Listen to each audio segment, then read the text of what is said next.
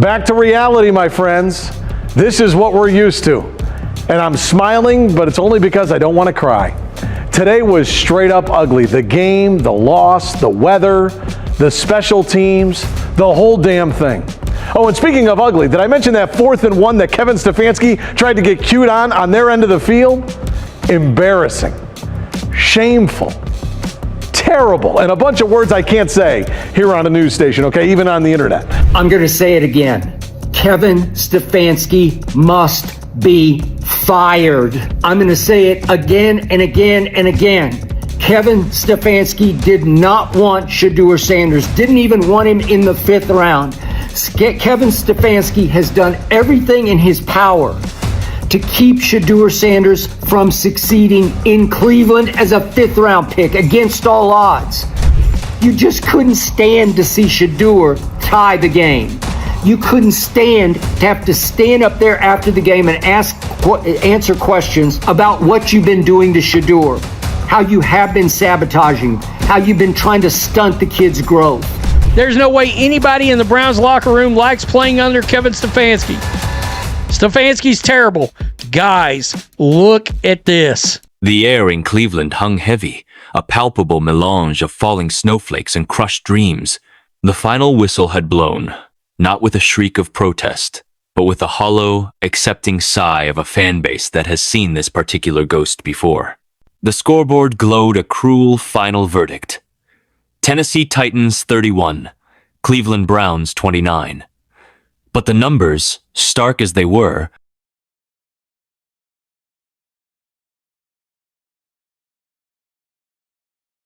told only the smallest fraction of the story. This was not merely a loss. This was an autopsy, performed in real time on national television, revealing a malignancy at the very heart of the franchise. This was about a brilliant young quarterback's ascension being methodically and seemingly intentionally clipped at the wings by the very man entrusted to teach him to fly. This was the day the conspiracy theories stopped being whispers in bars and became the deafening roar of an obvious, painful truth. The setting was a stage set for classic, grim AFC North football. A steel gray sky wept a steady curtain of snow onto the Lake Erie shoreline, coating First Energy Stadium in a slushy, miserable blanket. It was weather that spoke of grit, of trench warfare. Shadur Sanders just played by far his best game as a pro. He just threw for 364 yards and 3 touchdowns and led the Browns in rushing and scored a rushing touchdown from 7 yards. Of earning every miserable inch. And for the visiting Tennessee Titans, a team carrying the pallid record of 1-11 into this frigid arena, it was supposed to be a merciful end to a miserable season. The Browns, flawed but fighting, were favored by more than a touchdown. This was to be a get-right game, a chance to build momentum, a day to showcase the future. That future wore number 2, and his name was Shadur Sanders. From the opening kickoff, the script was shredded. The Titans, playing with the desperate freedom of a team with nothing to lose, returned the kick deep into Cleveland territory. What followed was a sequence of such profound incompetence, it felt like a cruel parody. First down, a loss of 4 yards. Second down, a snap that saw 2 Titans defenders, utterly unblocked, materialize in the backfield like specters, swallowing Sanders in the end zone for a safety, a false start penalty for good measure. Before the Cleveland offense had run a single positive play, before the crowd had finished its first frigid beer, it was 2-0 Tennessee. The tone was set. A day of self-inflicted wounds. That's a hell of a pass. That is a hell of a pass. That is real good touch, and he put it where only his receiver could catch it. Of a team seemingly at war with itself. But then, something remarkable began to happen. From the wreckage of that disastrous start, a quarterback emerged.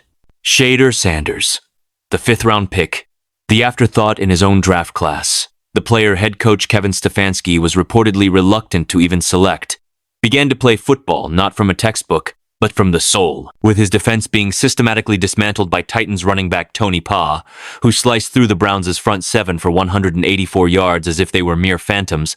Sanders refused to let the game die. He was playing hero ball from the first quarter, and he was spectacular at it. The stats, impressive as they are merely the skeleton. 23 of 42 for 364 yards. 3 touchdown passes, 29 rushing yards, and another touchdown on the ground. A 97,7 passes rating. But the flesh and blood of his performance was in the artistry.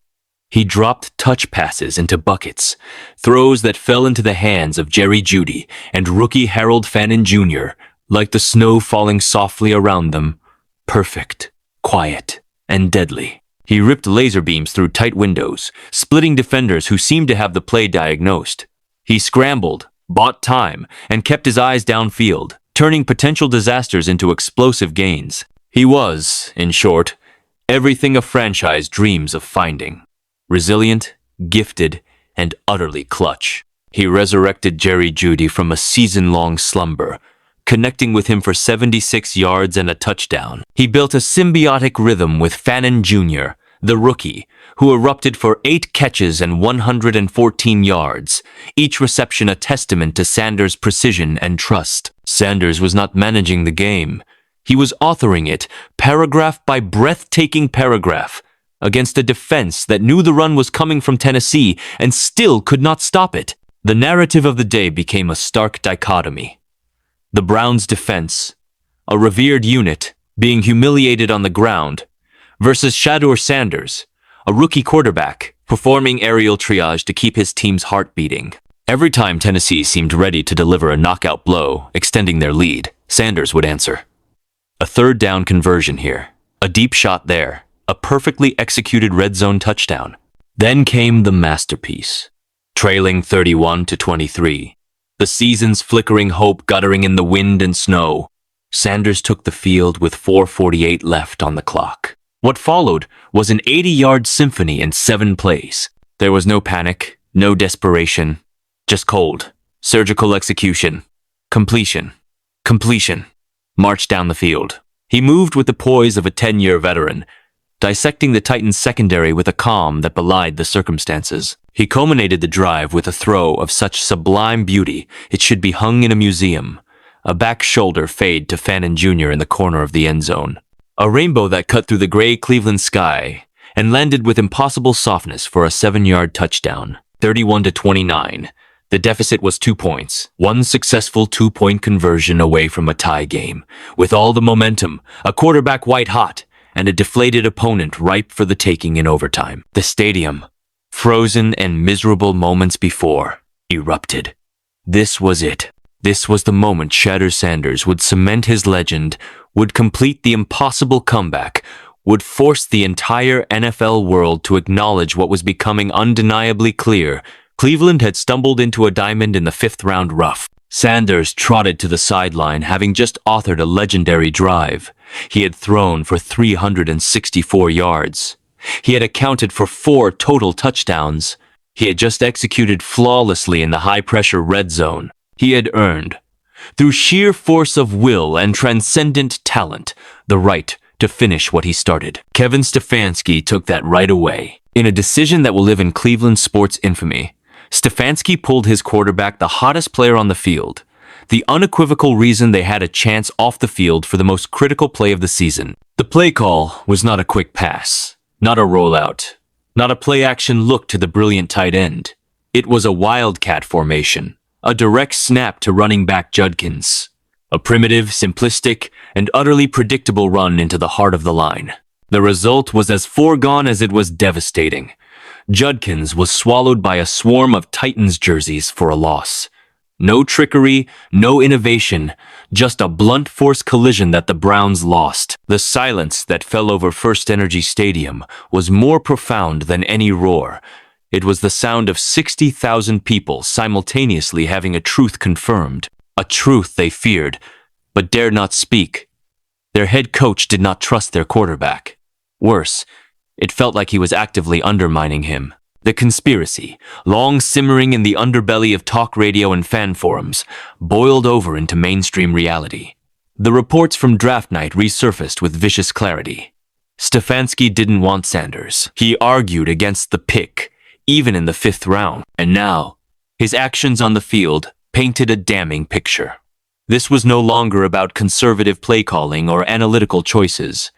This felt personal. This felt like a veteran coach, his ego bruised by the emergence of a player he never believed in, making a statement, "I would rather lose my way than win your way." The contrast was hideous.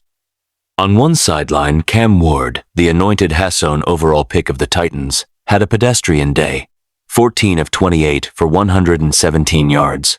Sanders had tripled his output and outplayed him in every conceivable facet.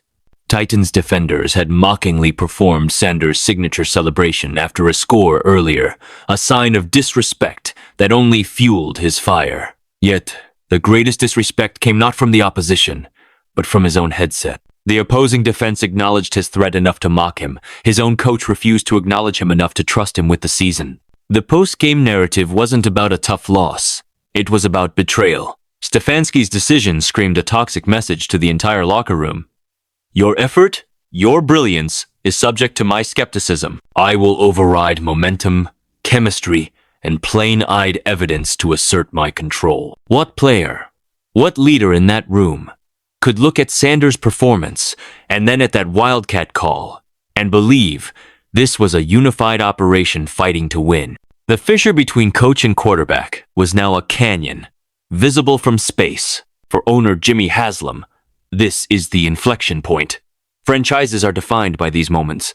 This is not about a single 1-11 loss in a snowy December. This is about identifying your cardinal asset and protecting it at all costs. Shadur Sanders is that asset. He is not just a quarterback. After today's performance under duress, he is a beacon. He is the rare talent who can lift a sorry football team, as the Rant so aptly put it, out of the snow and nearly to victory by sheer force of will. Kevin Stefansky, through a pattern of reluctance and a climax of catastrophic mistrust, has proven he is not the steward for that asset. His decision was a Freudian slip in cleats, revealing a preference for being right about Sanders as a 5th-round project, rather than being successful with Sanders as a franchise quarterback. It was coaching not to lose face, rather than coaching to win the game. In that choice, he lost the team, the city, and almost certainly his job. The 7,000-word saga of this game is a Shakespearean tragedy in 3 acts. Act I, the humiliation, the safety, the defensive collapse, the setting of despair. Act 2, the resurrection, the heroic, sustained brilliance of Shadur Sanders, a young king claiming his throne against all odds and scheme. Act 3, the betrayal, the Wildcat, the sidelined savior, the conscious uncoupling of hope from leadership. The final image is not of the Titans celebrating. It is of Shadur Sanders, standing on the sideline, his breath visible in the cold, his uniform stained with snow and turf, watching his season slip away by the exact 2-point margin he was deemed unworthy to attempt to convert. He had thrown rainbows through a blizzard.